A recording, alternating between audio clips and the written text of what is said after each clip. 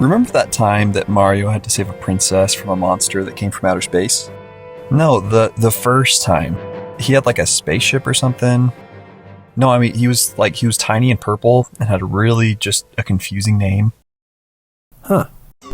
Super Mario Land, the first Mario game ever designed to be played on a calculator. Super Mario Land was developed in 1989 by Nintendo R&D 1, the team that created the Game Boy, as a tech demo to get Nintendo of Japan to approve manufacturing for the console. This game was the first Mario game without any direct involvement from Shigeru Miyamoto. Since it's made by a different group, things are a little bit different this time around. For example, Mario has military experience. So long, Bowser! So that's exciting.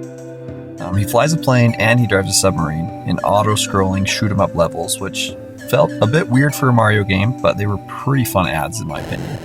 Due to the small screen, this game can be hard to maneuver in, and the in-game physics being a little wonky don't help either. It also helps if you're not terrible at the game. Momentum doesn't always carry in jumps, so you'll be sprinting full tilt only to miss your platform by a mile, because you jumped in slow motion after you barely mistimed it. Or you just bumped into something and you just lose it super easily. When you fall hard. But other than that, it feels like the original Super Mario Bros., which I liked a lot. Also, this game has a very satisfying teabag.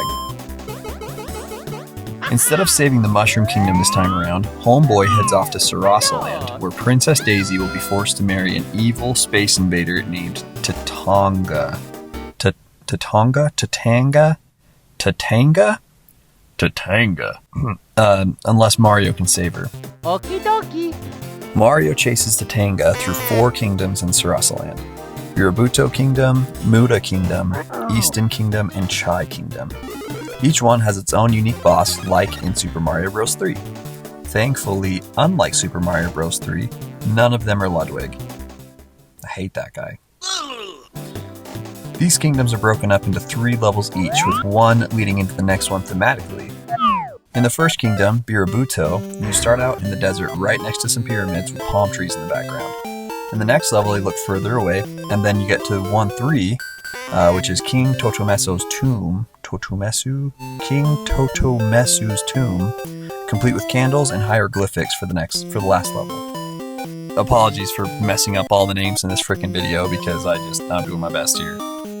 The levels themselves are pretty short, so they don't overstay their welcome. The game itself is only 12 levels, so you can finish the whole thing in about 30 minutes or so. The boss, King Totomesu, is a big fire-breathing sphinx. He's basically just a reskin of Bowser from the original Mario Bros. But BIrabuto Kingdom starts out basically like the Mushroom Kingdom anyways, so pretty fitting. It's got your basic Goombas and your Koopas, and they're totally normal, except for the Koopas blowing up.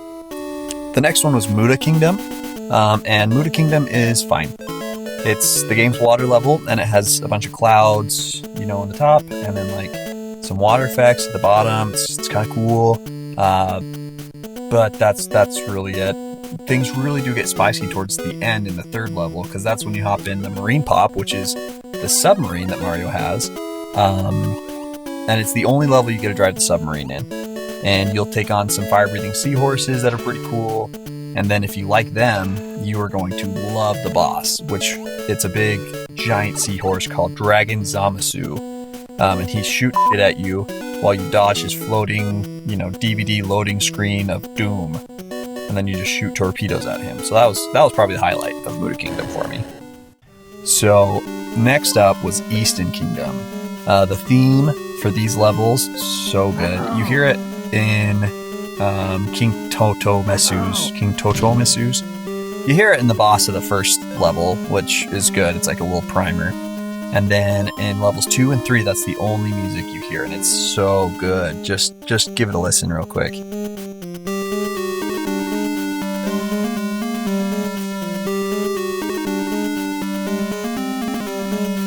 The theme's also, it's got like an Easter Island theme. It's got Moai and stuff. It's really cool. It's something I haven't seen in any other games. The first level has these big Moai statues in the background as you're running through. It's got palm trees as well. It's super cool. It was just a fun vibe for the first little bit. Then the second levels, you're going into an underground cave, and it's got these waterfalls. But the enemies were my favorite in this kingdom. They've got these little sprinting tokos, and they were so cute. They're just like running, like they can kill me anytime. They were so freaking sweet. And then these flying, they're called batodons. It's just like a Maui statue that just flies and stuff. So you got Maui statues that run and Mauis that fly. It was just really cool. And then the boss, his name's Hioihoi, and he's a giant Maui. And he's got arms, and he's got legs, and he just launches these big freaking boulders at Mario. Also, you're riding through boulders in this level. This level was just the best. It slapped. It was so cool. Also, it was so hard. This level made me want to die. The first, few runs, first tries, this is where I got all my game overs. World 3-2. Holy shit. If you're not good, like you get the hang of it as you play more and you get better. During my first attempts to beat the game, I started taking a tally because I kept dying. I counted 53 times in my first 3 runs, all dying in just World 3. It was so hard, but it was so fun. This was where it got real. Chai Kingdom is an Asian-inspired land with bamboo forests and mountains. It's kind of cool. It's got these little vampire enemies that come back to life, which was a little freaky surprise. After you jump on them, they just pop back up.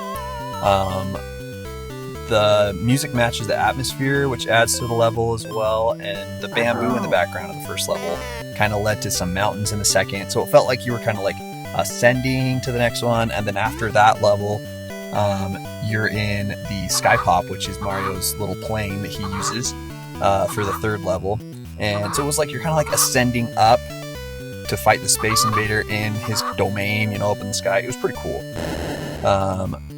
Then you have an auto-scrolling shoot 'em up for the last level. There's these flying chickens that come try to hit you, these little, bomber planes that come try and shoot you as well.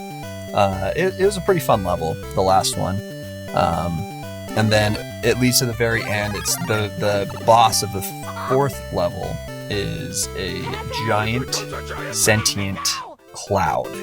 Yeah, he just throws chickens at you. It's the weirdest little thing. It's so fun though. His name's BioKington. The boss, he was pretty easy.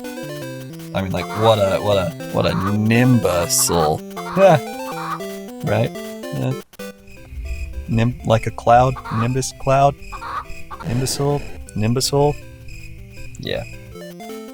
After you take down the cloud, you're thrown right into the final battle with 0 breaks. Tatanga comes out in his spaceship just right off the bat. He hits you with one of those, "This town ain't big enough for the both of us." And that's when you start shooting him right then. The music changes from the normal boss theme to his own special theme that he gets, which is way better than the other boss themes in the game. He shoots these big blasts at you that then split into 3 smaller ones. It was a little tricky at first, but after a little while, you kind of got used to the pattern, and it was super easy after I had beaten it a few times. And the credits roll, you're kicked back out to the start screen. The music playing during that, I really liked. I liked the music in this whole game. Like, do not think there was a theme that I did not like. It was just, no, even the bonus room level was pretty. It was kind of like dun dun dun dun dun. It reminded me of like the tuba sound that like followed people walking in like old cartoons and stuff. It's kind of good. I like that one too. Yeah, once the credits roll, you'll be kicked back out to the main menu, and during the main menu, instead of having a little pointer, it'll be a little Mario head, and that's how you know that you unlocked hard mode. And hard mode is it's the exact same game, exact same layout. They just throw like probably double the amount of enemies at you. So that it was a little tricky at first. I saw that and I was like, no, I'm good. I don't want to do that. But it was pretty fun. I liked that one a lot, actually. This game really grew on me a lot during the few playthroughs. So I think when I first started, this game seemed super hard and really just janky. Like, it feels off when you're running and jumping. Like, anyways, I've beaten this game 5 times now. 3 times on normal difficulty and then twice on hard mode. I played it on the Switch, the 3DS, and then I bought an actual cartridge version of it. I didn't know it. I got scammed, friggin' noob. And it was just a bootleg copy where they had already beaten the game. There's no way for me to restart it or anything, so I just had to play it on hard mode on my little Game Boy Advance. But that was good, actually. It was really fun. Also, Nintendo, I did not get scammed on purpose. Please don't kill me. Please, I like your games. I just wanted to play. I want to have fun. Please.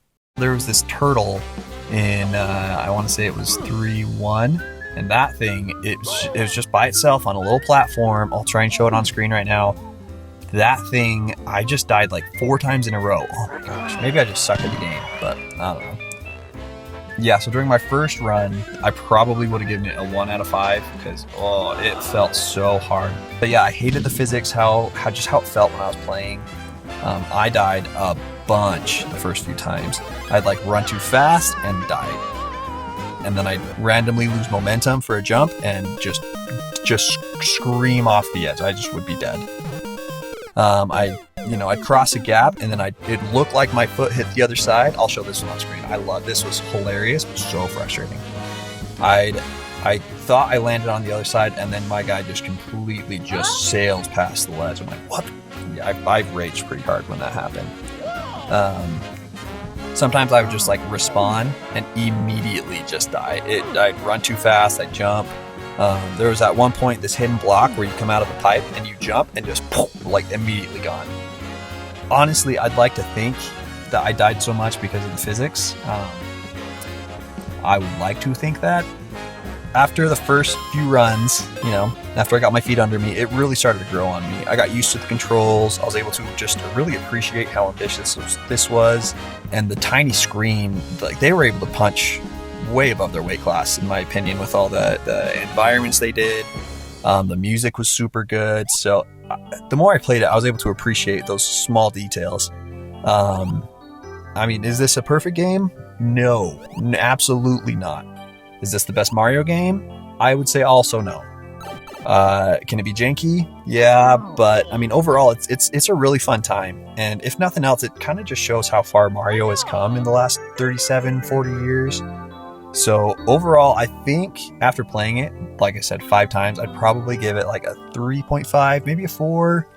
I want to go 3.5. This is my first video. I don't want to skew my rankings going forward, but I'd give it a 3.5. Anyways, thanks for watching. This was my first video I've ever made. So please let me know what you thought. Like, let me know how I can improve in the comments for the next one. Really, I just appreciate you guys sticking around. So thanks for stopping by, guys, and have a good one.